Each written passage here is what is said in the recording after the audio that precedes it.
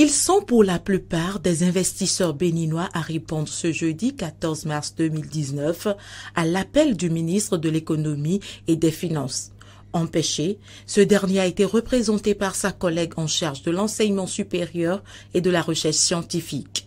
Cette rencontre s'inscrit dans le cadre du renforcement des relations de partenariat entre ces opérateurs économiques et ces investisseurs et leur ministère de tutelle en vue d'un réel développement de l'économie béninoise. La mise en œuvre de ces investissements ne peut se faire sans le recours au marché des capitaux.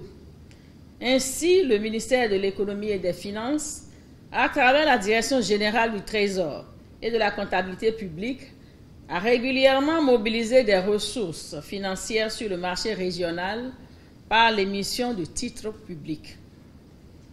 Je sais pouvoir compter sur votre engagement constant pour le développement de notre pays.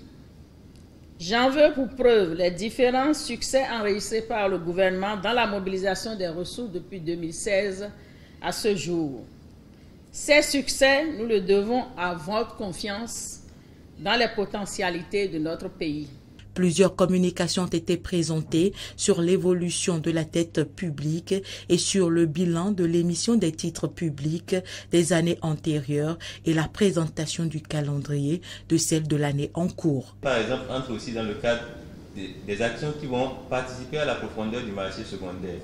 Et vous avez remarqué, lorsque nous faisons les cérémonies de cotation des titres de l'État du Bénin depuis 2 ans, nous associons pratiquement toutes les couches de la population et notamment le monde universitaire.